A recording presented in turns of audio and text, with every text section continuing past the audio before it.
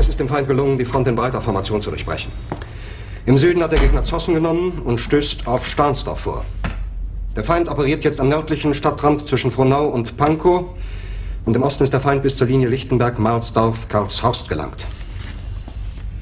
Mit dem Angriff Steiners wird das alles in Ordnung kommen. Mein Führer, Steiner konnte nicht genügend Kräfte für einen Angriff massieren. Der Angriff Steiner ist nicht erfolgt.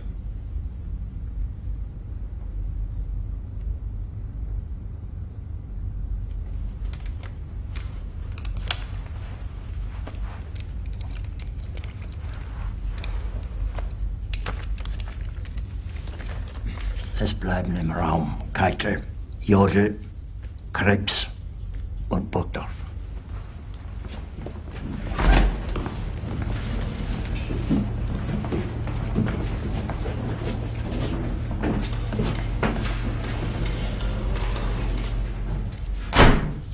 Das war ein Befehl! Der Angriff Steiners war ein Befehl!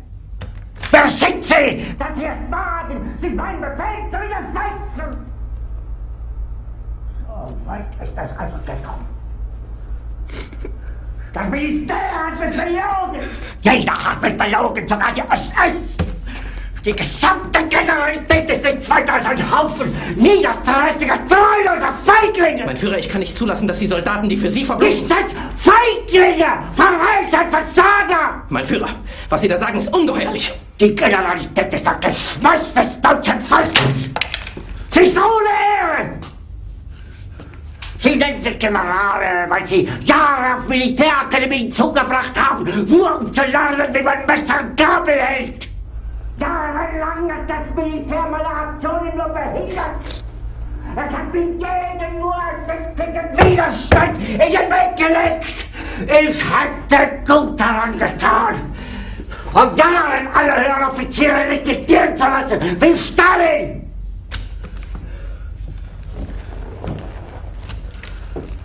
Ich war nie auf einer Akademie. Und doch habe ich allein auf mich gestellt, ganz Europa erobert. Verräter! Von allem Anfang an bin ich so verraten und betrogen worden. Es wurde ein ungeheurer Verrat geübt am deutschen Volke. Aber alle diese Verräter werden bezahlen. Mit ihrem eigenen Blut werden sie bezahlen. Sie werden das saufen in ihrem eigenen Blut. Bitte gerne. Jetzt beruhig dich doch.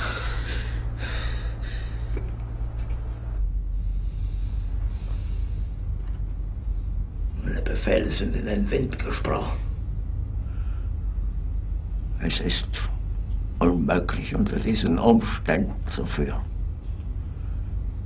Es ist aus.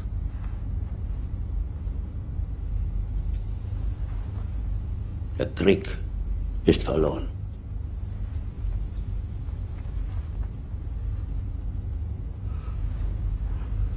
Aber wenn Sie, meine Herren, glauben, dass ich deswegen Berlin verlasse, irren Sie sich gewaltig. Eher jage ich mir eine Kugel durch den Kopf.